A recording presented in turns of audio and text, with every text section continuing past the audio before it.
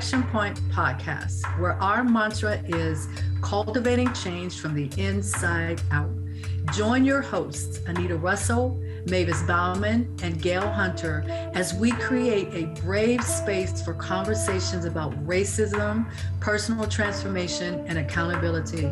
Conversation provides a means to dive deeply into your thoughts, ideas, and beliefs, and examine what emerges in your words, actions, and behaviors. The show is a journey towards anti-racism by cultivating change within yourself first and then out into the world. Learn to engage in racial dialogue using 4 tools: courage, conversation, relationship, and accountability. Discover how truth, reconciliation, and healing can emerge from honest and deliberate conversations.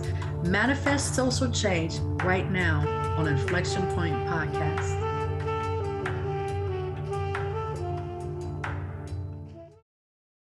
So welcome, Inflection Point Podcast listeners. Welcome to the newest episode of Inflection Point Podcast. I am your host, Anita Russell, and here's a quick hello from the co-hosts, Gail and Mavis.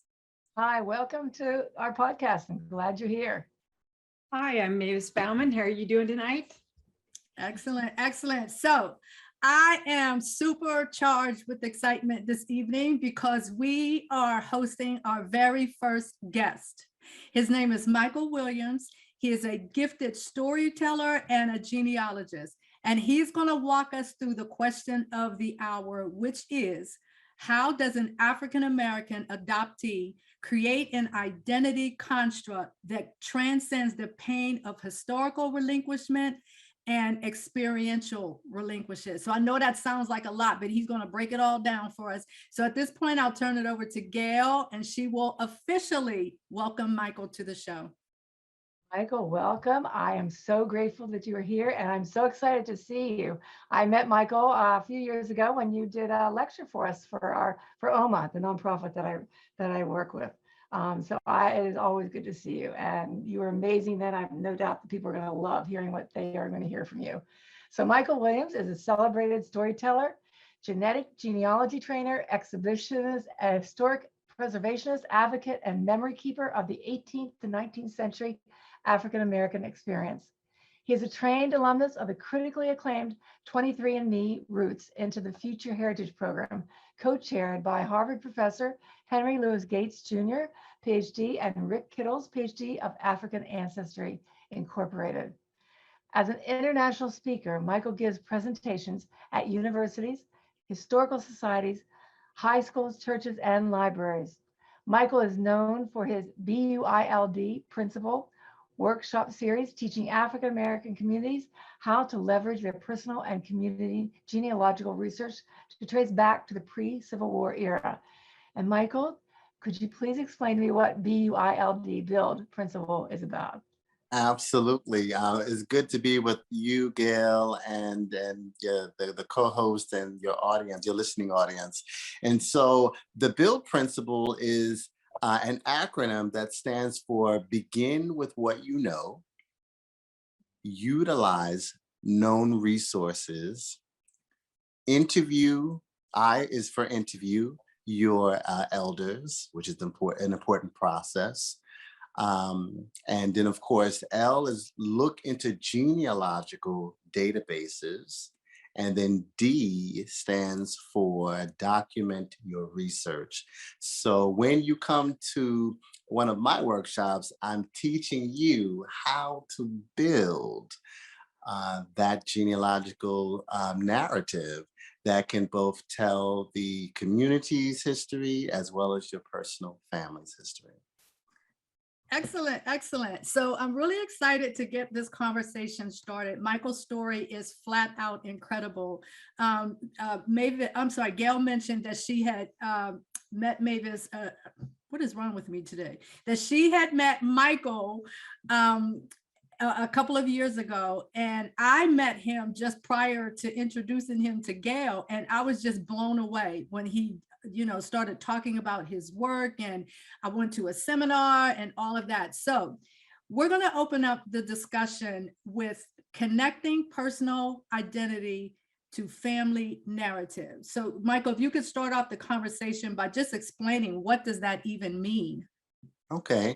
Well, I want your listening audience to know that I am an African-American adoptee.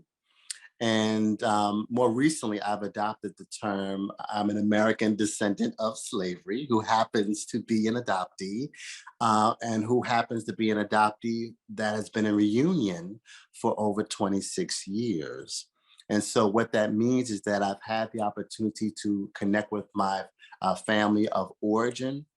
And so in doing that, I've been able to connect with my birth mother, my all of my immediate family members, and even some extended relatives, which have played a part in helping to answer those ancestry type identity questions that really could only be answered by making that sort of a personal connection.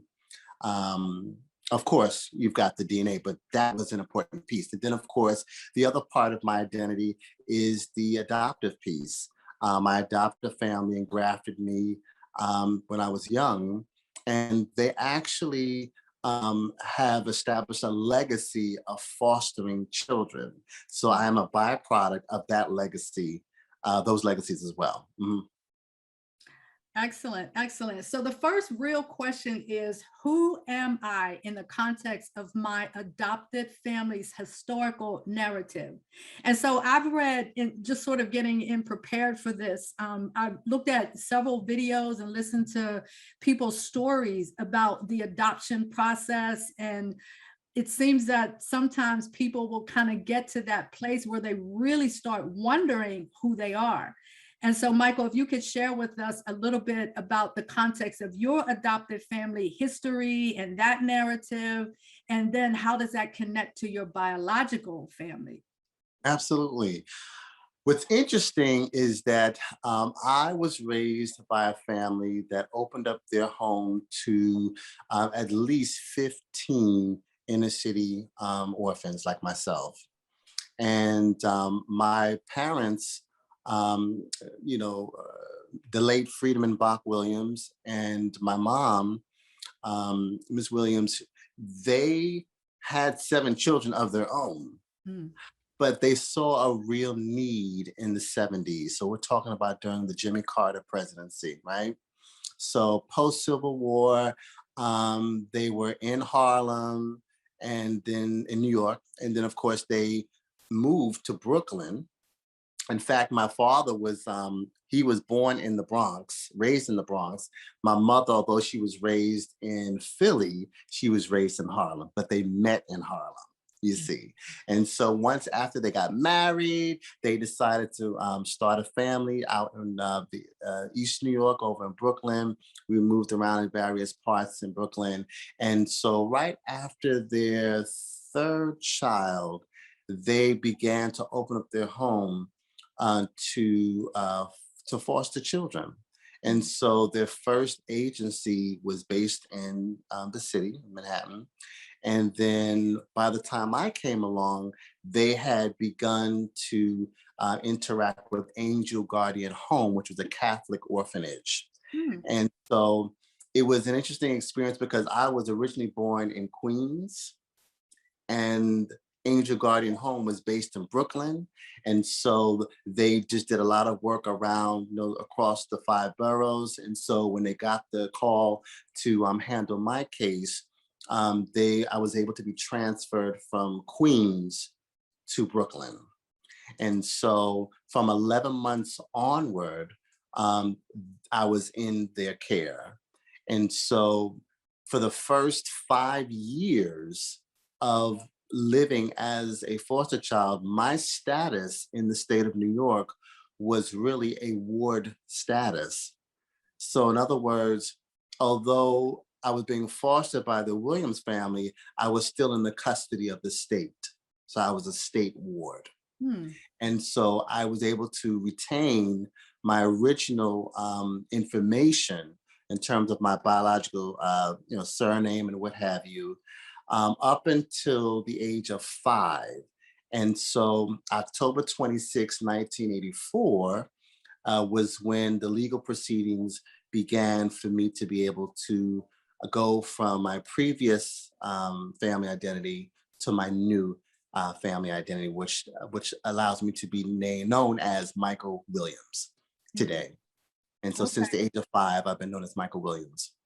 Oh, so you were relatively young when that process actually happened, because I was going to ask you, do you remember what that felt like when you were kind of going from one identity, if you will, into another identity? You know, I actually don't, because I was with the family since 11 months old. So they were really all that I knew. Yeah. However, I can't discount any sort of trauma that may have, that I know definitely must have played a part because of the initial severance. You know, I spent 9 months in the womb of the late Joanne Harth, who gave birth to me. And I was, you know, we were separated about a month after that birthing process. So January 1979, I'm circulating in the system, and I'm being passed from one abusive home to the next. And the agency just couldn't get it right until they found the Williams family. The Williams family had a reputation of being pretty solid, and so it was the best fit.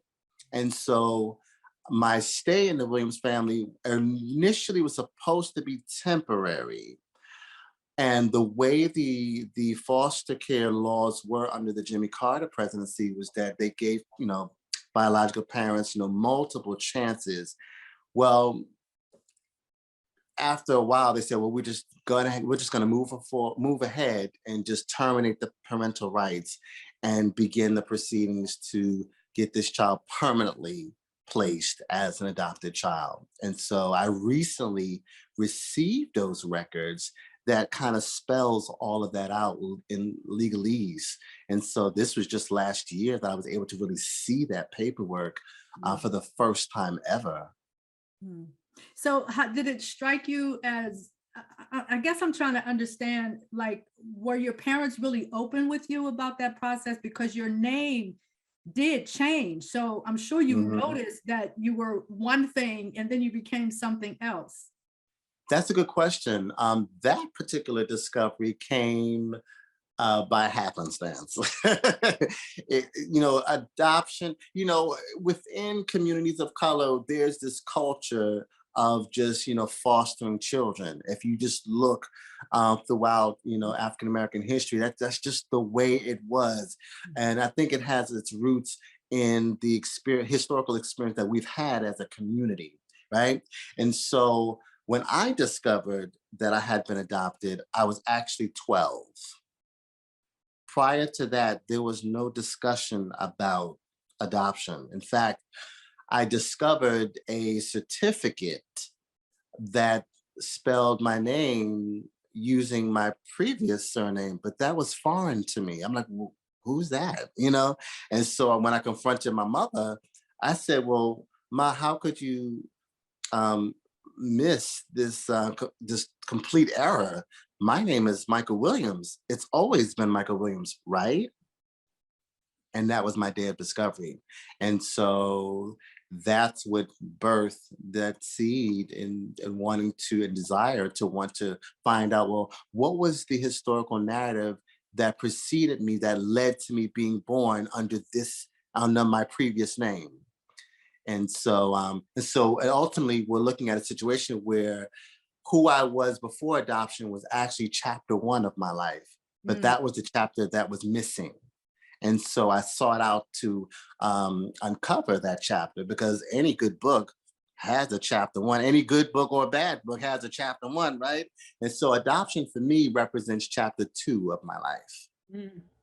And so it was an imbalance there. That's really interesting. So how did your family respond? Because now you found this document, it has a different name, you're questioning that. I mean, when you talked about your B.U.I.LD thing, you were talking about documents. So this was like your first document that you found that kind of alluded to like I have this other identity at one point in my life. So I'd be interested in you telling us, how did your family receive all of that? Well, it caught my mother off guard. And by this point in time, my father had passed.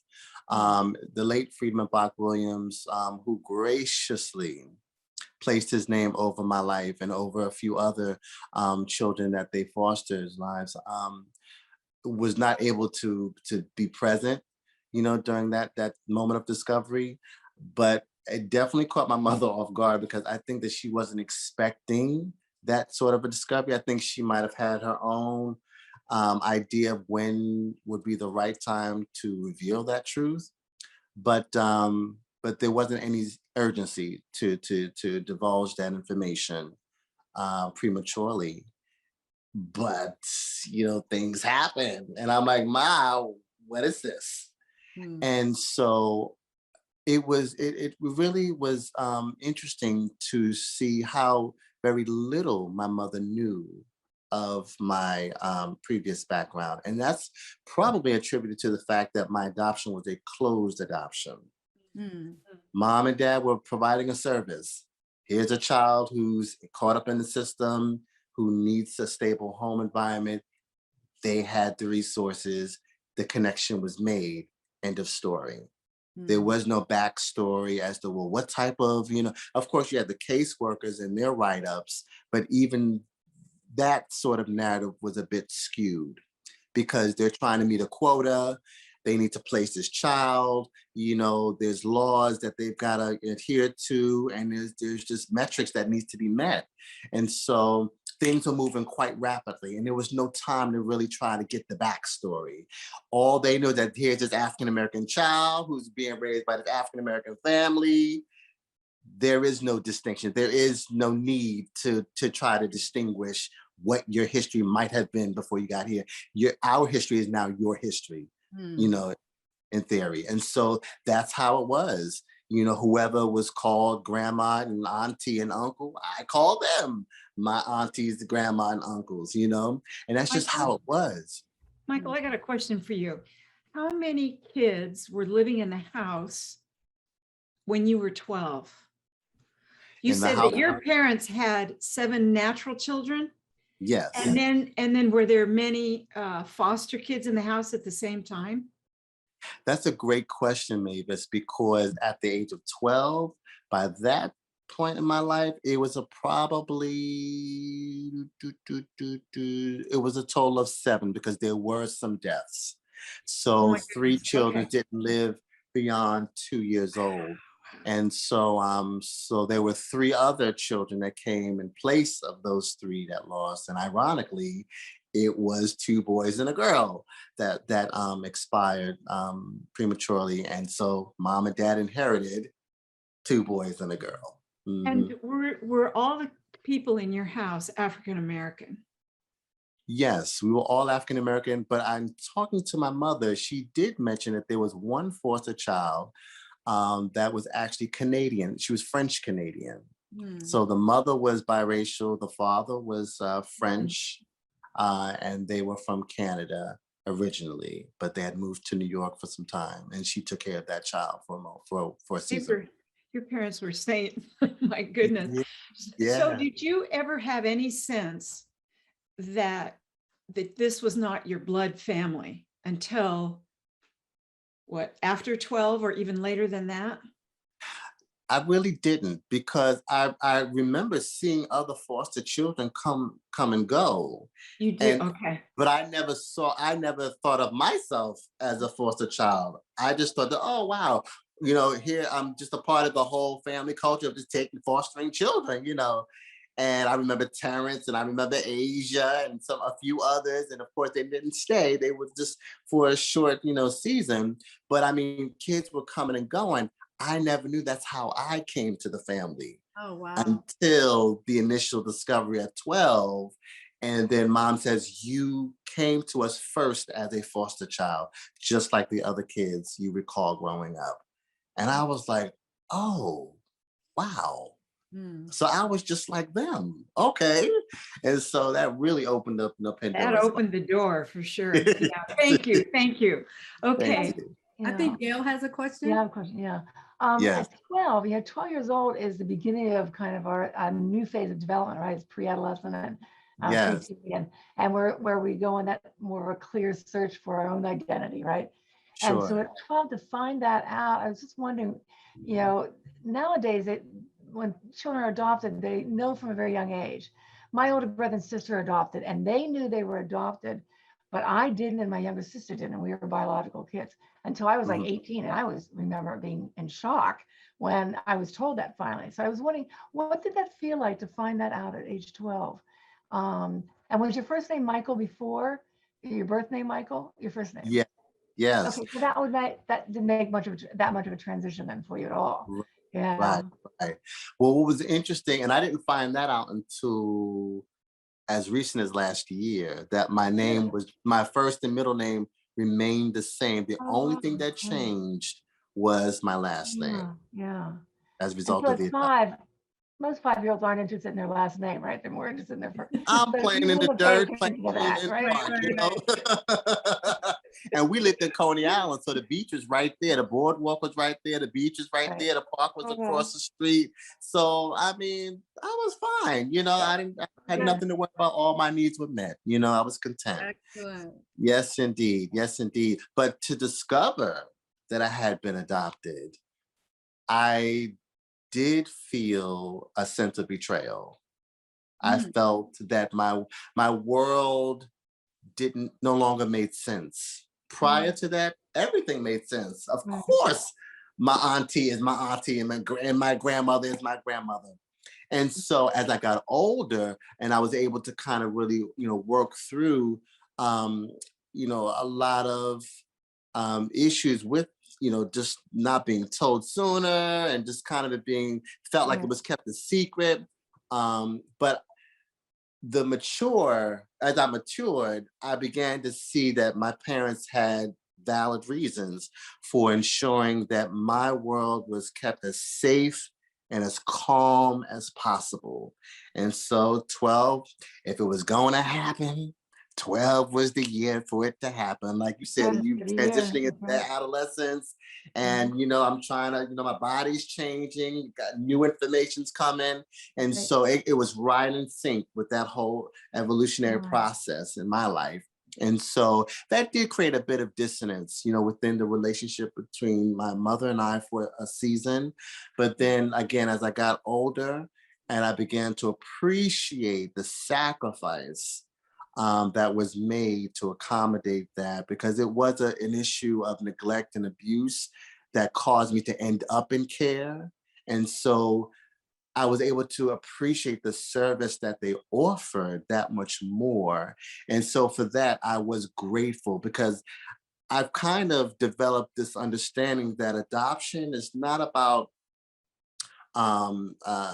canceling out one side and then the adopted side kind of takes over, but it's almost like a volleyball. Someone sets, someone follows through. As long as the ball gets over the net, that's all that matters. And so it took my family of origin and my adoptive family to play their parts so that I can be equipped to do the things that I need to do. All the giftings, all the talents that's inherent in me, that is rooted from my genes. They say the apple doesn't fall too far from the tree.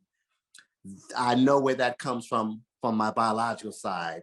And the humanitarian part of me that wants to foster and advocate for children and things like that, I know where that comes from. That comes from my adopted family, because that is their legacy, and I'm a beneficiary of that legacy. Right. So we have about 5 minutes before we take a break. And I'd like, Michael, if you could talk a little bit about going from that place of realizing that you're adopted to that place of, I need to find my family, my birth family. Yes. If you could give us the introductory part over the course of the next 5 minutes before we take a break. Absolutely. Well, I watched Roots. I remember watching Roots. Black History Month is the common thing, right? And I remember feeling the pain of loss when Kunta Kinte was separated from his family in Africa. And then as the generations went on, um, they tried to hold on to whatever semblance of African history they could. But then there was this overwhelming sense of loss that there's no way to recover that for many African American families today.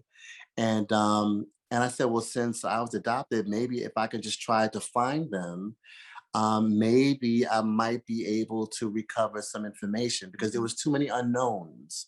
And I know that within the family that I was raised with, there really didn't seem to be any sort of substantial information that was able to be passed down um, that would suggest any sort of connection to Africa or Africanisms. Perhaps there might be one story that I learned that would reveal some sort of a connection because the history of the dowry in Africa, there's a story that my adopted mother told me about her parents, her grandparents actually. Um, the one was from Georgia, and he traveled from Georgia to South Carolina. And when he wanted to marry, he gave a dowry to marry her grandmother. And so that's an Africanism. That's definitely something that was retained. And so I appreciated that story, but I still wanted to find my own story. Mm-hmm. Excellent, excellent. Mm-hmm. So when we come back from the break, we're going to, if there's anything else that you want to share about the biological, meeting your biological family and how that I'd like that to continue. But we're also going to move into the community narrative, and then ultimately we'll talk about the African diaspora. So Sure. why don't we take a break now, and then we'll come back and we'll resume the conversation and wow the audience. Absolutely. Right.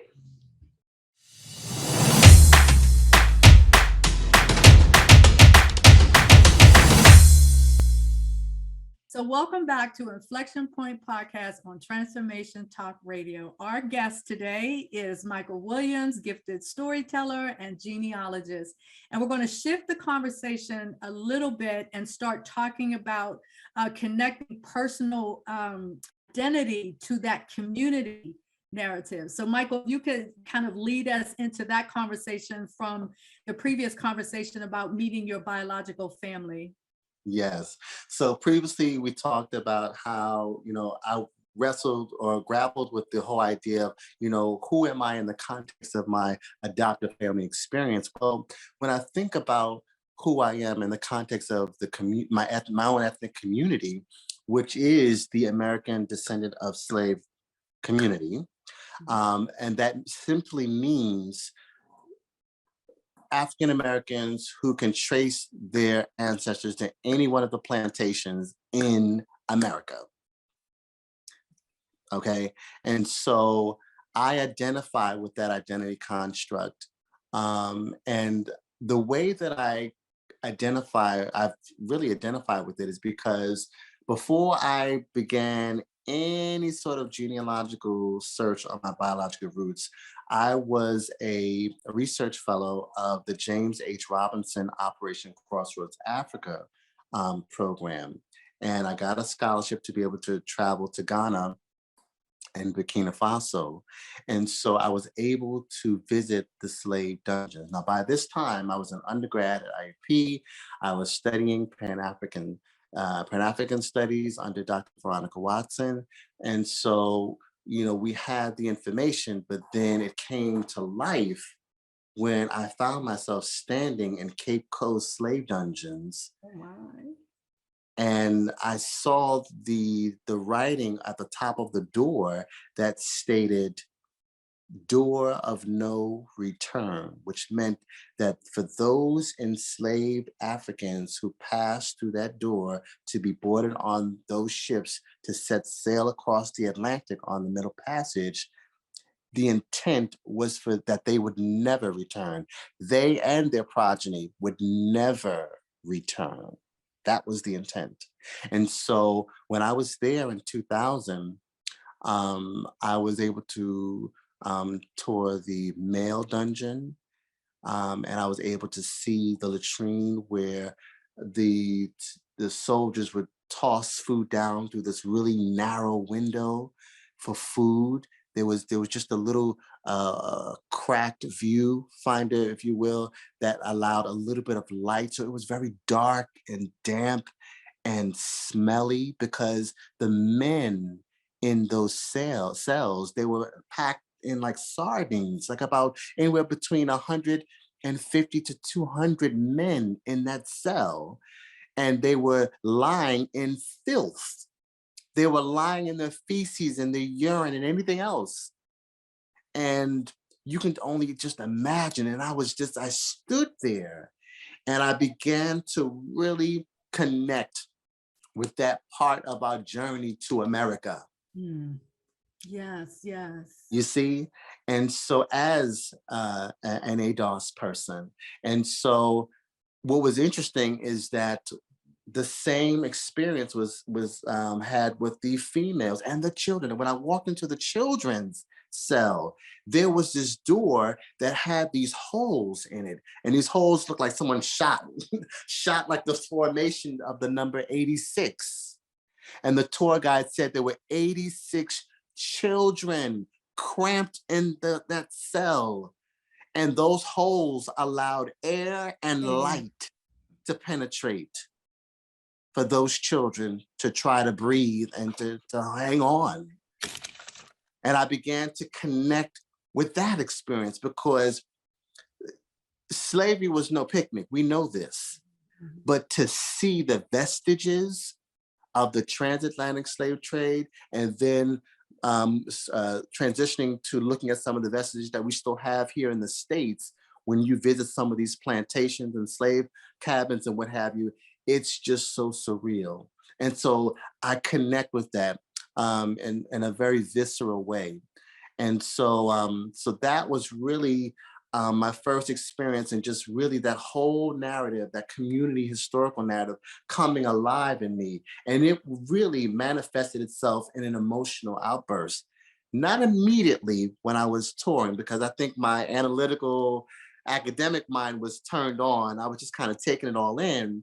But during my stay in Ghana, I lived with the host family in the village in the eastern part of Ghana, in a village known as Amasaman.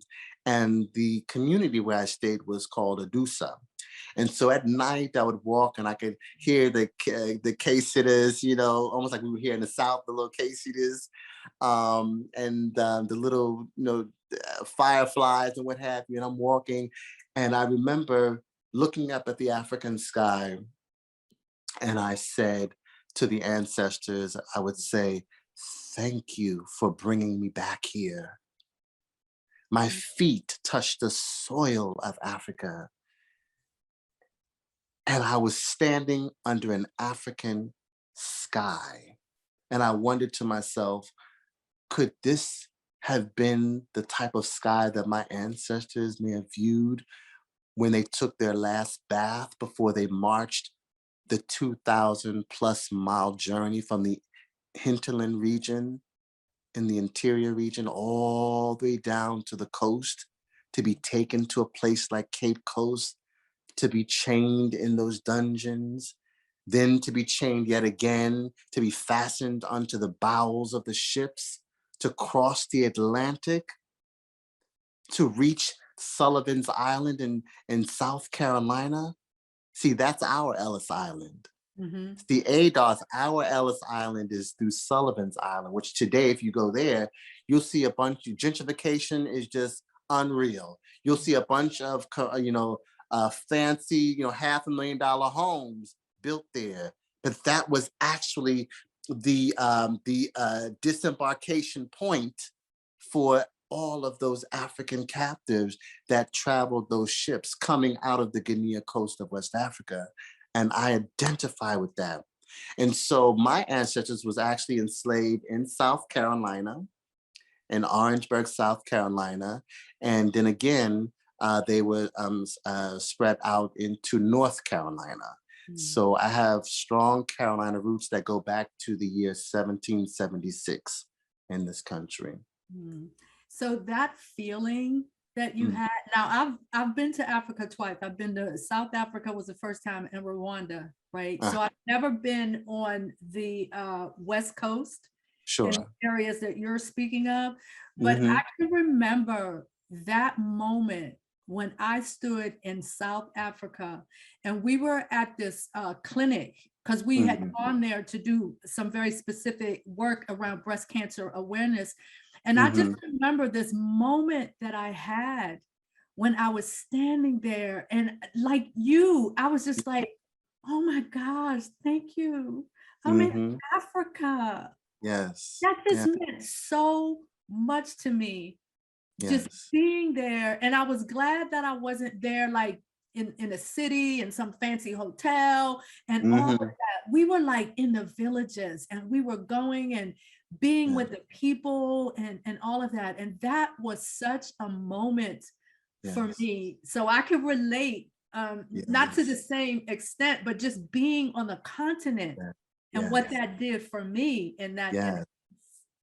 Well, on the flip side of things, being in the village and experiencing, pounding fufu or making fufu, taking cassava, boiling it until it gets soft, and then you have this pounder, and it's about the size of maybe taller than me even, and we're pounding this thing in this bowl. Well, guess what?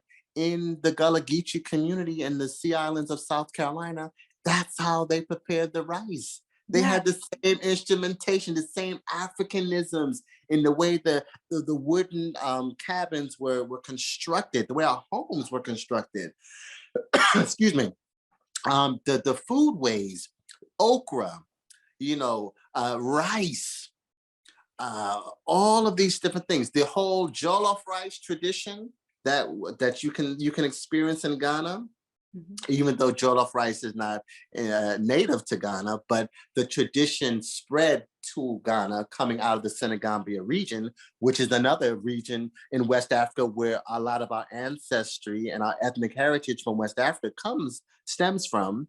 And so the jollof rice tradition is everywhere. Ghana has their version, but in the Sea Islands of South Carolina, Georgia, and even North Carolina, you have the Charleston red rice and the Savannah red rice, which comes out of that same tradition.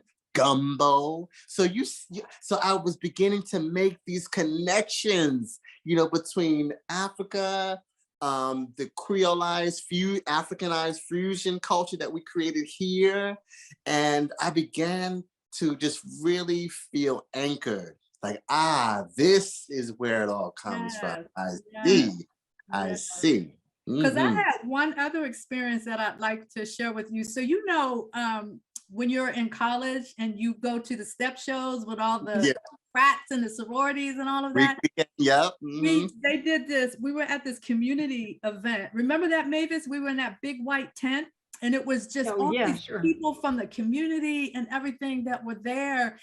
And they had a group of teens. I think they were like teen boys. I don't think they were like college age. They were like teenagers. But they performed. And I'm telling you, Michael, their performance was just like a step show to me. I'm looking and I'm like, oh my gosh. The rhythms. So that connection in that moment, I was like, oh my God, that connection is so real. It's so real. Even Mardi Gras. Look at the tradition of Mardi Gras. That comes out of, and that's not just here in New Orleans in the States, but in other parts, but also in the Caribbean. That comes out of a masquerade tradition that was used, and even to this day is used, to really convey the history of a community. You don't find too many masquerade traditions in Eastern Africa or even Southern Africa too much, but it is in abundance in Western Africa. It really is. And so in researching my family of origin, specifically the connection to North Carolina, to a plantation called Stagville, there's a tradition known as John Canoe. And that John Canoe tradition has an eerie resemblance to a masquerade tradition that you can find in the Cape Coast part of Ghana. Mm. I mean, and it's actually celebrated around the same time. So that's very interesting because this same John Canoe tradition could be found in the Bahamas. It could be found in, other Jamaica has their own John Canoe. And so in the States, that tradition made its way into North Carolina in places like New Bern, the Triangle region, notably Durham, and then Wilmington, North Carolina. And so again, the connections are there. The basket weaving, taking you back to the Sea Islands of South Carolina and Georgia, that basket weave, you look at the basket weaving traditions of Sierra Leone and Liberia, it's the same. And Rwanda, Mavis, And remember Rwanda the even. baskets, the baskets. Yes, you bet. yes. Yeah. Yeah, it's the same with the same people. And so that was very grounding for me. It was a very grounding experience. Once I was able to get past the emotional trauma of, wow, this is what the legacy of slavery has done in terms of, almost annihilating our community. We found ways to hold on to threads of our culture so that we can reinvent ourselves in a whole new way at every level. Music, jazz, rock and roll, blues, that comes out of the musical traditions of Mali. If you listen to, so many different artists that come out of Mali and Gambia, you will hear Miles Davis. You will hear John Coltrane. You will hear Ella Fitzgerald. And the vocal, inflections of the singers. Yeah. In our gospel music, you hear it, the connections are there.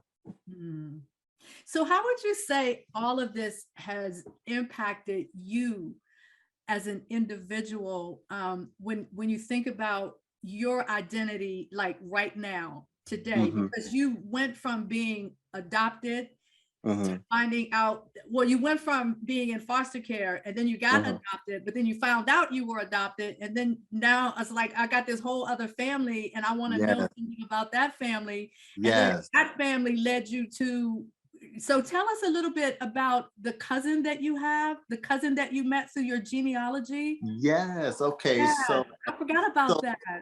So it's a great story because it speaks to where we are now as a nation. Right now, we've got all sorts of conversations around critical race theory, and really we are trying to grapple with this karmic energy of racism in America. Okay, it's really where we're at. And so the ways in which we can really deal with it is to talk honestly about it. And DNA has certainly facilitated some really interesting conversations. During the early part of the pandemic, I was able to connect with a white DNA cousin match through a technique known as identical by descent chromosome mapping. It's a technique that you use when you're using and you're crowdsourcing through a lot of the databases that many of these companies tend to offer to match you, to pair you up with relatives. And so when I discovered my DNA cousin match, her name would be anonymous just because I didn't get permission to mention her name. Yes. But definitely when I was able to meet my DNA cousin match, I quickly learned that she was looking for the same family surnames that I was looking for in the same areas of South Carolina that I was looking. And our common connection was to a slave owner by the name of David Vastine Phillips. He and two other brothers had managed a small plantation of no more than 10 enslaved people, half of whom probably were just my family, to be honest with you. That's because my cousin's great-great-grandmother and my biological great-great-grandfather were actually brother and sister that had the same white father. The difference was my great-great-grandfather, Grandpa Baker, we called him. His mother was an enslaved woman by the name of Juno Baker.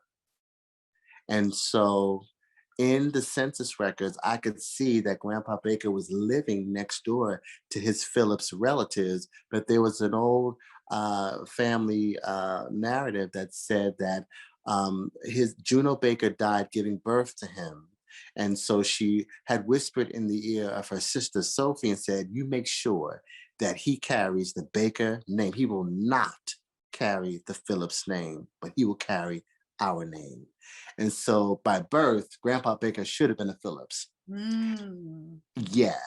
But the reason why my DNA match and I connected was because we inherited an identical segment of DNA that genealogically it was confirmed that it really connects to David Vastine Phillips. Because one thing about genetic genealogy is that it has a forensic element to it, whereby it'll put you on the same street, but you still gotta open up the genealogy booklets to see if the names and the places are matching.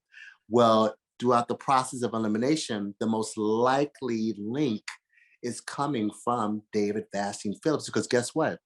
We found other DNA relatives that match both my DNA, my white DNA cousin match and I, and they're coming from the same household, the same house and the same enslaving family. So I knew I was right there. I was right there in the wheelhouse. And so we watched this movie, this film on Amazon Prime called The Uncomfortable Truth. And so that was a great exercise for us to be able to talk about race, to be able to talk about our complicated ancestral connection, because my cousin Match really didn't know too much about the enslaving part of the Phillips history.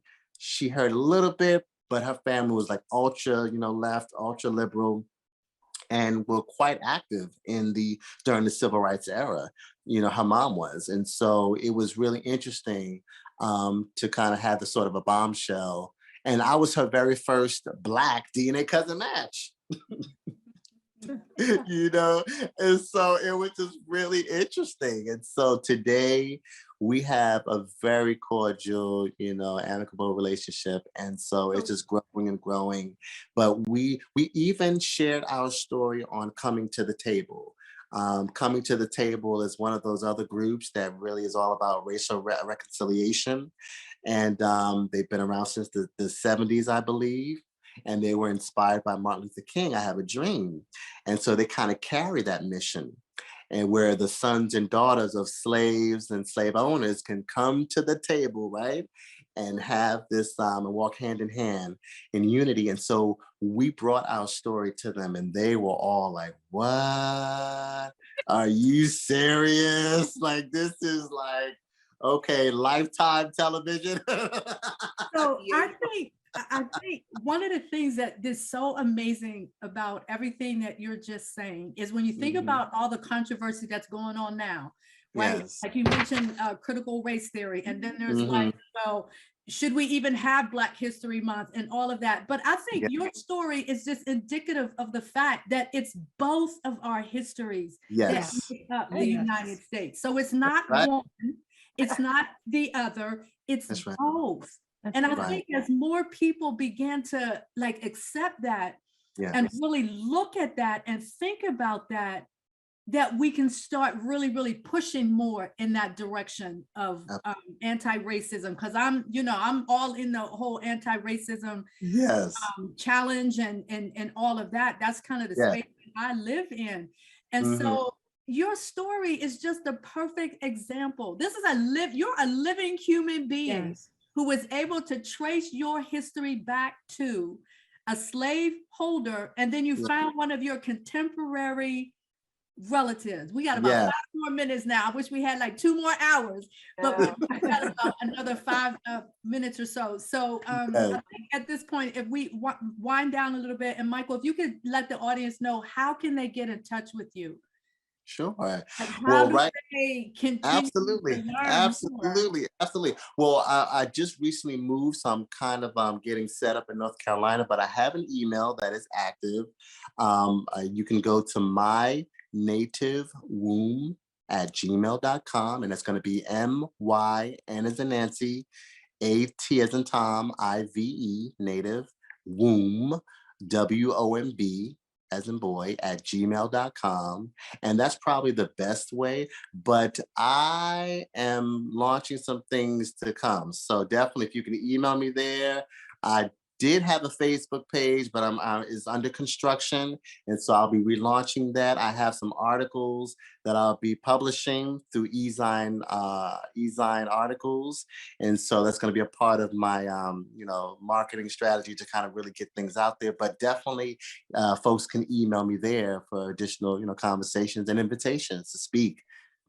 Yeah, excellent, excellent. So just for the you. audience to know, I'm Anita Russell. I'm the founder and CEO of The Place to Soar, and that is kind of my nucleus. That's my brand. It was out of that Inflection Point podcast even came to be. So Mavis and Gail, if you could just kind of throw your stuff out there a little bit. Oh, I'm sorry. theplacetosoar.com is my website.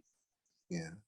Hi, I'm Mavis Bauman again, and my organization is called Seed a Better Life, seedabetterlife.org. We work with genocide survivors and their descendants in Rwanda, and I would love to hear from you. And Michael, I have so many questions. Please stay on the line. Yes. All right, go ahead, Gail. Hi, I'm Gail Hunter, and I'm the president of the board of OMA at the OMA Pittsburgh. It's www.oma.pittsburgh.org. And we have a variety of different programs. Check out our website. We have some pretty amazing events coming up and some lectures and so forth. And I'm just so grateful to be here. And thank you so much, Michael. It's been a joy. Thank you for having me. Michael, so you actually have a book, right? I have a book that is out of print. It is called Native Womb, Going Back to the Beginning. But I am actually in the process of shopping around for a book deal. And BBC News journalist is working with me to try to shop that around. And so there's some interesting things coming down the pipeline. Yeah. And so you can also find me there on a recent podcast on talking about the history of historic Black cemeteries on the Outlook podcast. And so you can also find me there. It was featured about a week or so ago. Yeah, so why don't you send that information over to me? Yes. And, add it so people can kind of, because Yes. this story is just amazing. Wow. It's amazing and it's so incredibly relevant to what we're experiencing right now. We've just spent like the last, 2 months talking about this issue of identity. Yes. And your story just really brings it together in such an incredible way. So I humbly thank you. I appreciate your friendship and all of that. So for the Inflection Point podcast listeners out there, I hope you enjoy this episode, and we'll be bringing you a lot more episodes. We have lots of guests that are lined up as we move forward. So we will see you the next time. So the next time we'll be on air will be the first Wednesday in March. So we will see you then. Thank you for listening to Inflection Point Podcast, where our mantra is cultivating change from the inside out.